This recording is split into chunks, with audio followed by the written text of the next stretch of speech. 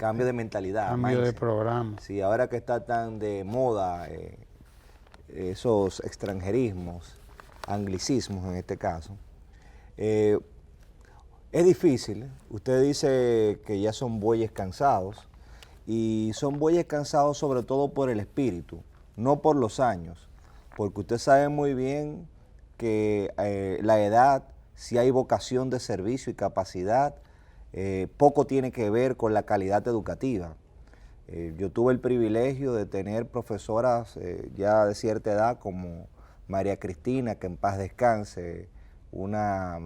profesora de origen mexicano, pero más dominicana que cualquiera, que con la edad encima, con una edad ya que mucha de esta gente quiere ya una pensión, ella siguió dando clases aún después de que yo me fui.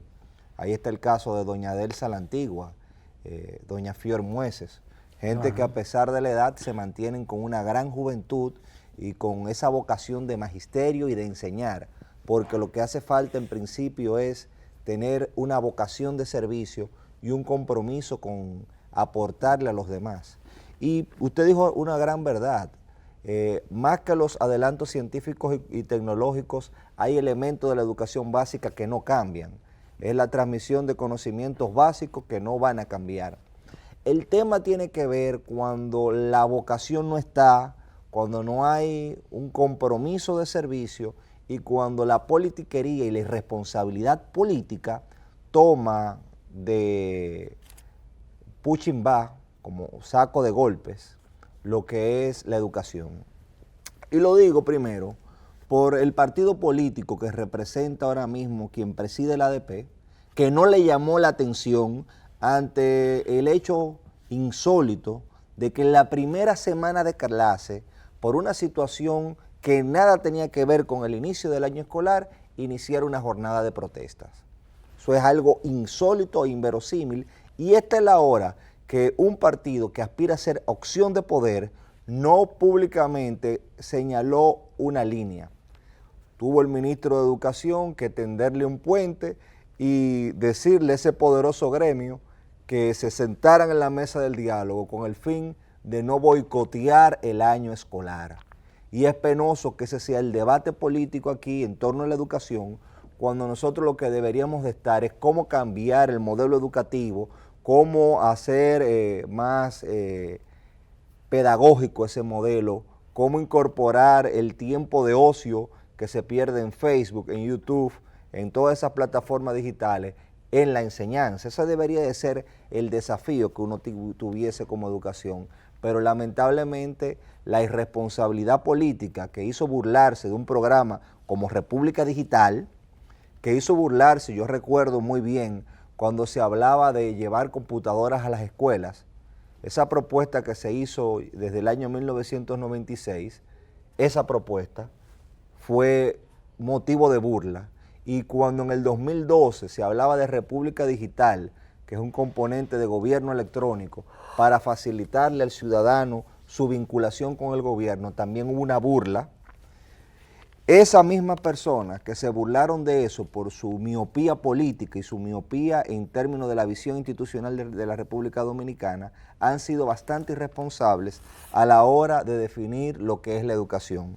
Y mire, por ejemplo, que yo veo aquí en la prensa nacional que se resalta cómo hay 1.500 niños que reciben clases en condiciones deplorables en los Alcarrizos. Y eso es una realidad que todavía, si se hizo una promesa de hacer 28.000 aulas, todavía es evidente que nosotros tenemos una carencia de aulas en República Dominicana. Se han hecho en 7 años 21.000 casi aulas, pero resulta que nosotros teníamos en casi 60 años 27.000. Entonces no me pida que en 7 años yo pueda suplir, como si no existiese el pasado, una carencia institucional de toda la vida. Aquí hubo un descuido a la educación, aquí no hubo un control de natalidad por un lado, pero tampoco una planificación ni una priorización de la educación para evitar esa crisis que hoy genera que haya 1.500 niños que no tengan dónde educarse en el sector de los Alcarrizos.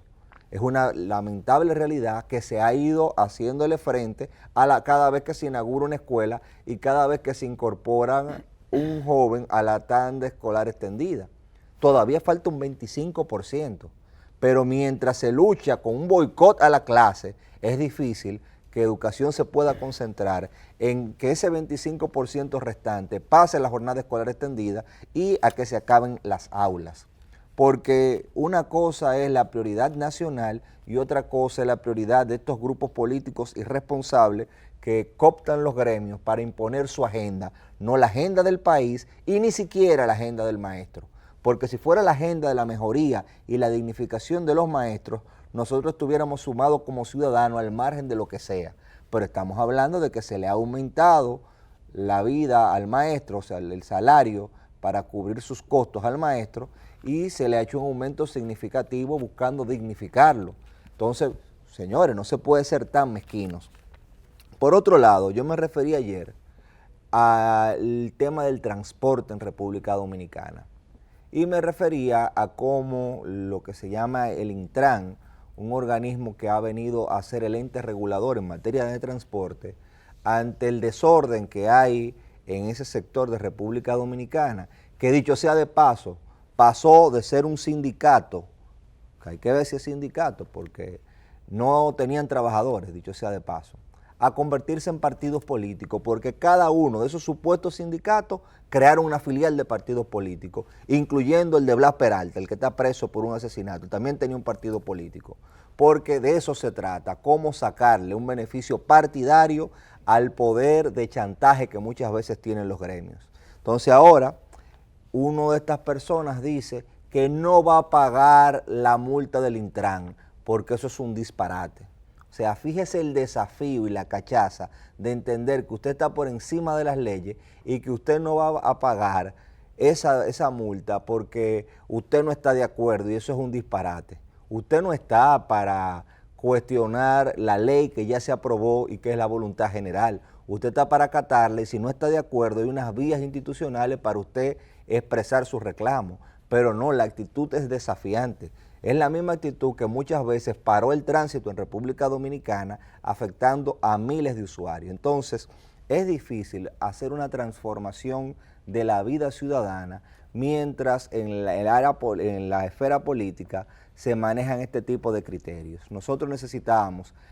y eso fue uno de los grandes logros del Intran, primero que se organizaran como empresas, segundo, que cumplieran su responsabilidad de que esos trabajadores, esos pitchers de guagua, como se le dice al cobrador, esos choferes tuvieran un seguro médico.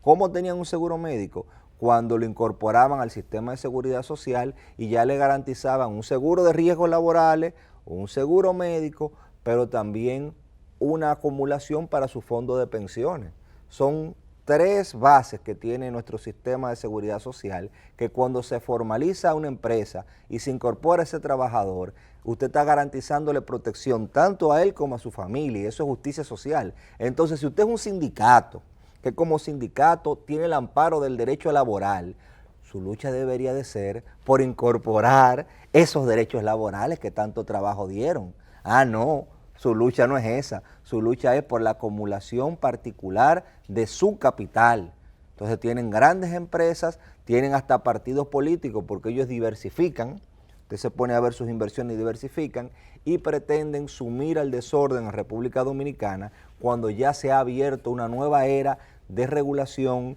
de transformación institucional. Por eso un Estado que tenía mucha ineficiencia, duplicidad de funciones, hizo una regulación como el Intran y hemos visto cómo paso a paso se está tomando el toro por los cuernos. Todavía el toro está ahí, todavía hay que seguirlo domando, pero hay que reconocer que hay un cambio, por lo menos en el abordaje y en la forma en que se está regulando todo el sistema de transporte, porque aquí cualquiera que quería tener una compañía de turismo la tenía. Cualquiera que quería dar servicio a niños y transporte escolar lo tenían. Cualquiera que quería dar un transporte de carga también. Sin ningún tipo de regulación, no importaban cómo estaban las guaguas, que fueran chatarra, no importaban los antecedentes de la persona que estaba manejando, que tuviese ficha o que tuviera un proceso pendiente, nada de eso importaba. Entonces, Intran ha venido a poner orden, a exigir que se constituyan como empresa, a exigir que se formalicen, a exigir que no sean chatarra, que tengan determinadas condiciones, y obviamente es un proceso paulatino, y yo sé que a nadie le gusta que le cambien su chatarra y le hagan subir los costos porque quieren ganárselo todo, pero si ese negocio es tan rentable como aparentemente lo es, porque si no, no hubiese tanta fortuna, es justo que los usuarios tengan acceso a un vehículo de calidad. Entonces yo quería hacer esa exhortación en el tema del transporte. Por último, yo he visto a un grupo de legisladores señalar que el Tribunal Constitucional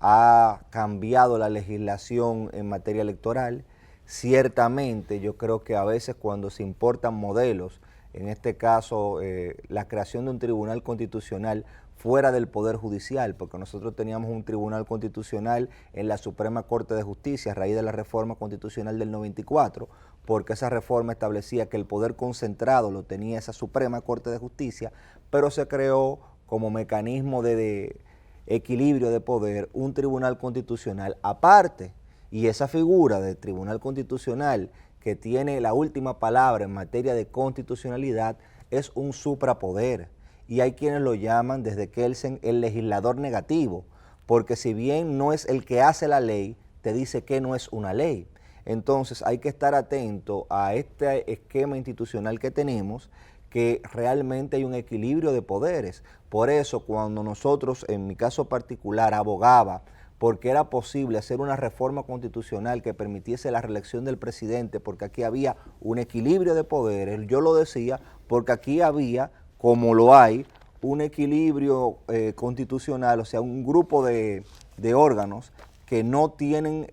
aunque mucha gente dice el PLD lo controla todo, lo controla porque es el que tiene mayor legitimidad, que lo dan los votos, que lo da la soberanía popular, pero eso no significa que existan múltiples instancias como el Tribunal Constitucional, la Suprema Corte de Justicia, el Tribunal Superior Electoral, y eso permite que el poder no esté en una sola mano. Entonces usted se encuentra con que al margen de la correlación de fuerza en el poder legislativo que hace las leyes, el Tribunal Constitucional tiene otro criterio, y ese es el rejuego institucional que nosotros entendíamos de manera particular que permitía eso,